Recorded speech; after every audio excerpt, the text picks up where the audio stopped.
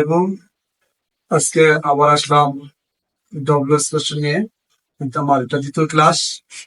আমরা আগের দিন শিখলাম ডব্লিউএস কোশ্চেনের একটি শর্টকাট উপায়ে, সেটা ছিল Q A S B.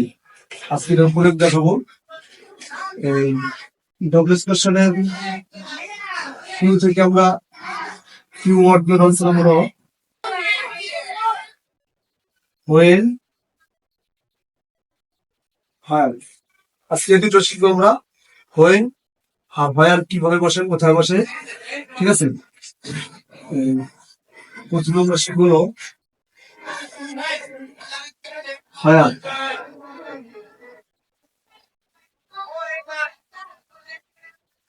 Higher ব্যবহার শিখবো। হায়ার সাধারণত স্থান বা জায়গার নাম বোঝালে ওই শব্দটা যদি আন্ডারলাইন থাকবে, পরীক্ষার সময় ক্লাস 5 এর আন্ডারলাইন থাকবে, পঞ্চম শ্রেণীর শিক্ষার্থীদের যে টপিক কোশ্চেন আসবে, সেক্ষেত্রে আন্ডারলাইনের নিচে যে দাগ থাকবে ওই দাগ দিয়ে আমাদের প্রশ্ন তৈরি করতে হবে। আর অনার্সের ক্ষেত্রে দাগ দেওয়া থাকবে না, এটা অর্থ অনুযায়ী ধরে বিশ্লেষণ করতে হবে। পঞ্চম শ্রেণীর জন্য হায়ারের ব্যবহার, হায়ারটা হচ্ছে কোন স্থান বা জায়গার নাম বোঝাবে। যে ওয়ার্ড দ্বারা কোন স্থান বা জায়গা বোঝাবে, ওই স্থান বা জায়গা বোঝালে আমরা হায়ার ব্যবহার করবো। আমি দুটি উদাহরণের মাধ্যমে আমরা আজকে করবো না।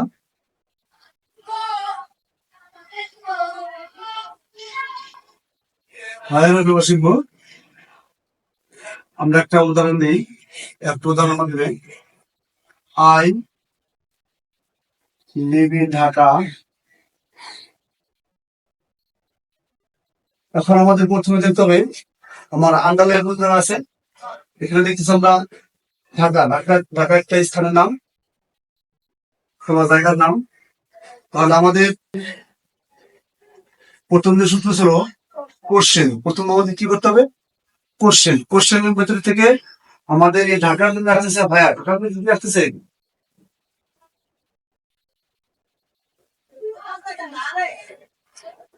তাহলে ইন ঢাকা, এটা স্থানের নামের কারণে আমরা কিউ থেকে দিব হলো হায়ার।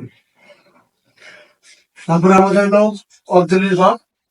অক্সিলিয়ারি ভার্ব হলো, এখান থেকে আমার অক্সিলিয়ারি ভার্ব কিন্তু ডাইরেক্ট দেওয়া নাই, এই জন্য আমরা ভার্বের লিভ, এটা প্রেজেন্ট ফর্ম আছে আর পাস্ট ফর্ম আছে, সেটাকে দেখে নিতে হবে।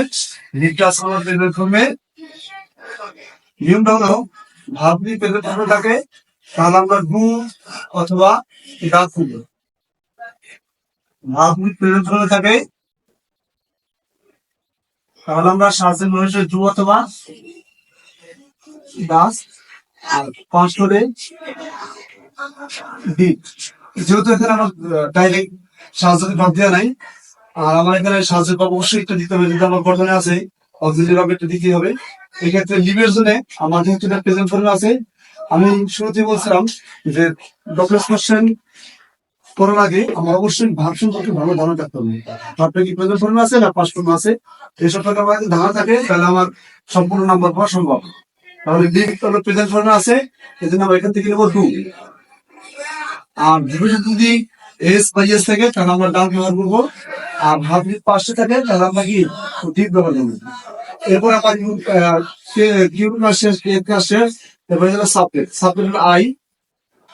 আমি বলছিলাম ফার্স্ট পার্সন থাকলে সবসময় সেকেন্ড পার্সন হয়ে যাবে। আই ফার্স্ট পার্সন আছে, সেকেন্ড পার্সন করলে নিয়ে হলো ইউ।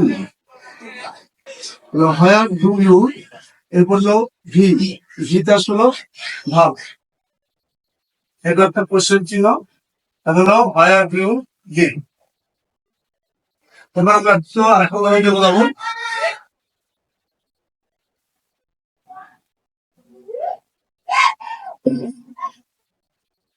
He comes from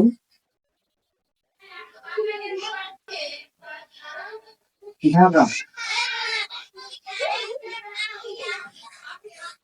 তাহলে ঢাকার একটা স্থান বা জায়গার নাম বলে দিয়েছে, এই জন্য আমার প্রথমে কোশ্চেন নিব আমরা হলো, যেহেতু জায়গার নাম এই জন্য নিব হায়ার, এই জন্য নিব হলো হায়ার।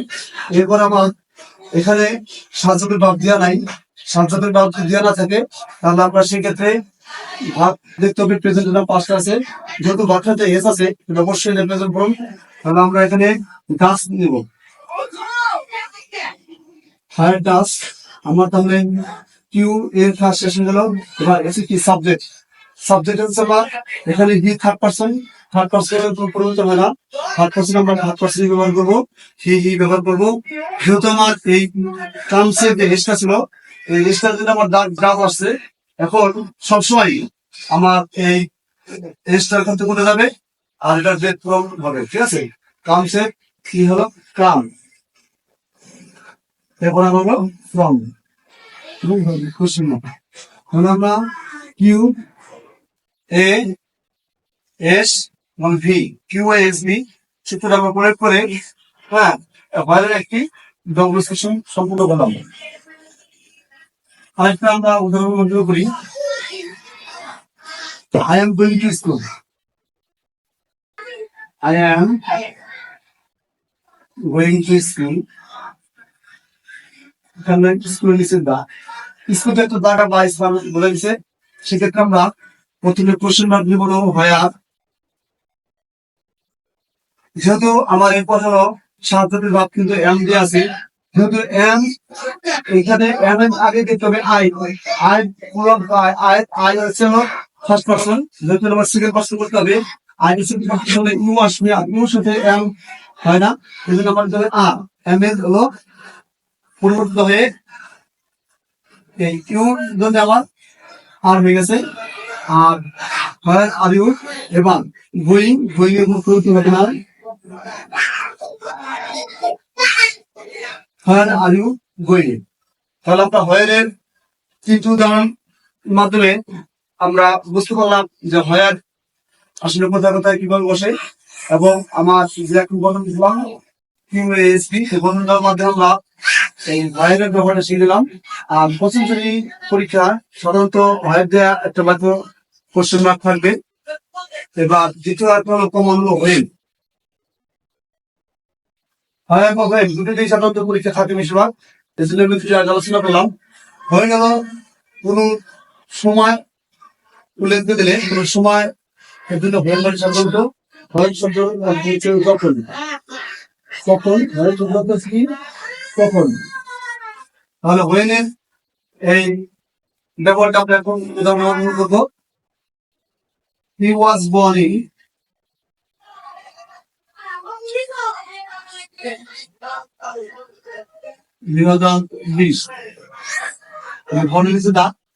এক্ষেত্রে কোন সাল বা সময় যদি উল্লেখ থাকে সেক্ষেত্রে আমরা হয়ে ব্যবহার করবো।